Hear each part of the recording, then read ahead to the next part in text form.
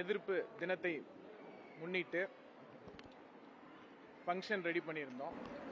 அது ரிலேட்டடாக அதுக்கு உண்டான குழந்தைகளுக்கு உண்டான குழந்தை தொழிலாளர்களுக்கு என்னென்ன அவங்களுக்கு அந்த எந்த துறையில் எதில் இருந்தாலும் அதை மீட்டு நம்ம அவங்களுக்கு என்னென்ன பாதுகாப்பு அளித்து அவங்களுக்கு கல்வி வழங்குறது தான் நம்மளுடைய தமிழ்நாடு அரசோட முக்கியமான குறிக்கோளா நம்ம பண்றோம். அது ரிலேட்டடா இன்னைக்கு ஃபங்க்ஷன் பண்ணி ரிலேட் பண்ணுறோம்.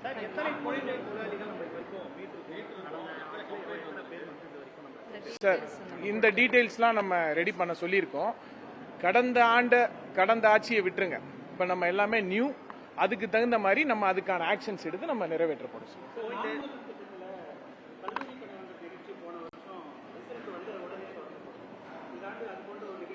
சார் எல்லாமே மக்களுக்கு ஸ்கில் டெவலப்மெண்ட்ல வருது.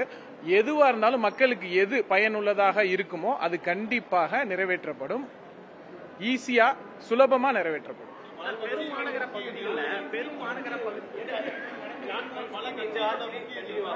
இல்ல சார், அது துறை சார்ந்து அந்த ஸ்கில் டெவலப்மெண்ட்ல வருது.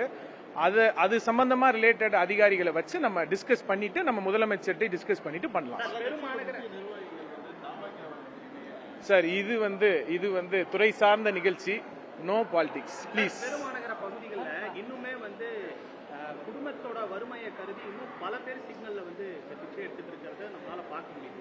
நம்ம அதெல்லாம் என்ன பண்ண போறோம்? இனி வருங்காலங்கள்ல முழுமையாக அதை சரி செஞ்சு நிறைவேற்றப்படும். வடமாநில தொழிலாளர்கள் நிறைய சிக்னல்ல பார்த்தா குழந்தைங்க அதுக்கு மருந்து கொடுத்துட்டு அதை வச்சு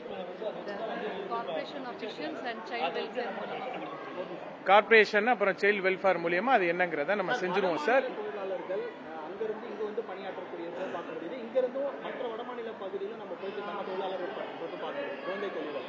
இது தடுக்கணும் என்ன மாதிரியான நடவடிக்கைகள் எடுத்துருக்கு? ஹோட்டல்ஸ்ல எல்லாம் சார் இது நீங்க சொல்ற கம்ப்ளைண்ட்ஸ் வந்திருக்கு.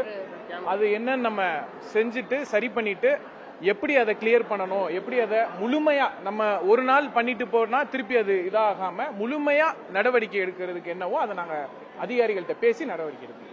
நன்றி sir. Please sir, please sir, please. வாழ்த்துக்கள்.